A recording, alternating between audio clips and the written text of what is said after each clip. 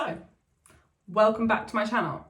Today is just more of a little update because, as you could probably gather from the title and the thumbnail, I'm injured. So that means, sadly, no was CHAMPS this weekend and no Day the weekend after, which, yeah, I'm really disappointed. And I know I said in the last video, I was confident that the glute issue would settle down and we'd work through it and it's realistic, blah, blah, blah. But the fact is it's not. I had an ultrasound, which I mentioned in the last video that I was considering, and I found out I had a small tear in my hamstring tendon at the top. So right in the butt, exactly explains all the symptoms that I had and the fact that it wasn't really settling. It's not a great injury. Obviously tendons are not great. They lack blood flow. But I saw my physio yesterday and we're confident there is hope. We're confident that it isn't as bad as we initially thought. I can do all the examinations. I have full capacity and strength in that leg. And to be honest, the last few days I haven't felt it at all. I've been feeling it sitting, but now nothing. So I'm hoping it means it's now healing. And as James said, from 4 sides, there are 4 phases to tendon healing, and we've passed 2. There we go, but 2 left. These 2 left. And racing, again, it's the right decision not to race because you'll go back those 2 steps and if not, make it worse, which a tendon tear you really don't want to make worse. And especially as this type of injury often ends up in surgery, which obviously I don't want. I really don't want that. So yeah, it's a real bummer. I'm really disappointed. I think anyone who's had injury, it just sucks and it's a real kick in the face. And if you followed my journey, you realize I haven't had a great season or a great year. I haven't raced to my potential. And all I ever wanted was just to show what I can do. And that's all. I think that's all we ever want, is just to show what we are capable of in that moment. And well, the placing is completely irrelevant. But if you haven't been able to show it and then you can't show it because you can't race, it just really hurts. And yeah, as I said, this year has been pretty hard with some personal stuff for a few months. Obviously the ear infection, getting ill, and now this is just, I'm really mentally tired about it and really, disappointed and frustrated. Because I also know I've improved in training. I'm a completely different athlete than I was last year, but I'm no better if I can't race. I'm here to race and I'm here to try and perform and get the best out of me and share my journey with you all, you guys. So that's what I'm doing. Now, what are the next steps? A lot of rehab. So the plan is to do 2 weeks of intensive rehab, which will be a lot of hamstring bridges. I can still cycle and swim, pain dependent.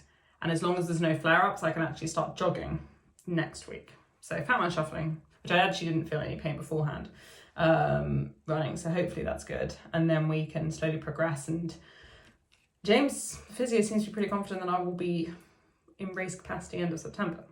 But I don't want to rush anything. So, and if I've learned anything from injuries, I've never really had a tendon injury, touch wood, is 2 steps forward, 1 step back, constantly. That's injuries. Whatever they are, you just got to take a pinch of salt. And if you commit to if I mentally commit to this, I have to be ready for it. And yeah, so it's a bummer, but I'm committed to giving this a go. I said, I'm not sure mentally if I can do it, if it's 50-50, to be honest. I'm really tired this year mentally, from being kicked to the face. But sometimes you got to keep going, right? And I want to. I love this sport, and I want, as I said, want to show what I can do. And I'm not settling this year. Okay, France was a good result given everything, but I don't think it shows where I'm at. And I just want that for me and to really believe that I can do this, I think. And yeah, for me, I just want a race that I'm proud of, and the position is irrelevant, completely irrelevant, because you can't control that. But there are some positives, so we're going to take them. Number 1, not finishing London was a very good decision. If I say so myself, I have very good intuition with my body. And you know that voice when said, this is not great. And there's a I want to quit, I feel like shit, which I did have that one too, because I did. And then there's something's not right.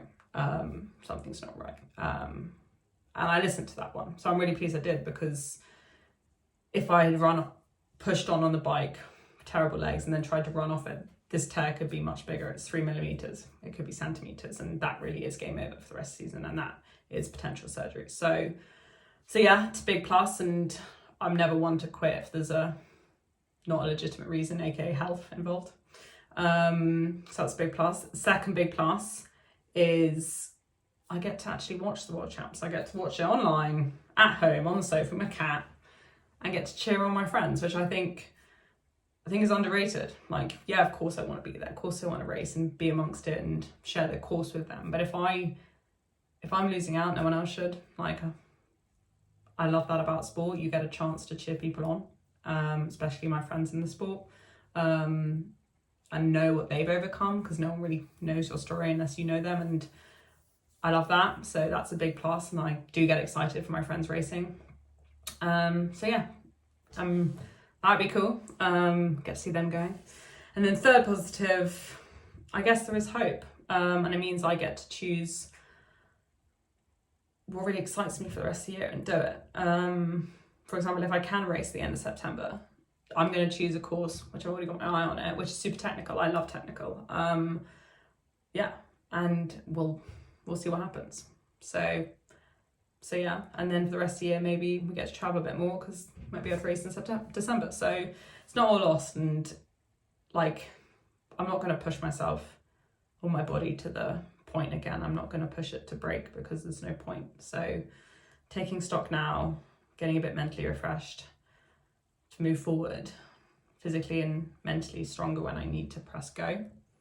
Yeah, I think I'll be better off. So yeah, so it's a bummer, but there are also always positives, and hey, it could be a lot worse. Could be a lot worse. So I'll take it. And I have my health, which improves healing, and in the past I haven't had that. So we'll keep going. But yeah, so yeah, thanks for listening to this waffle. Of course, if you want to see more, make sure to click the subscribe button. If you liked what you see, give it a big thumbs up. And if you have any comments, questions, or I've ever had high tendon tear, proximal tendon tear, let's try and get the lingo right. I think that's what it's called.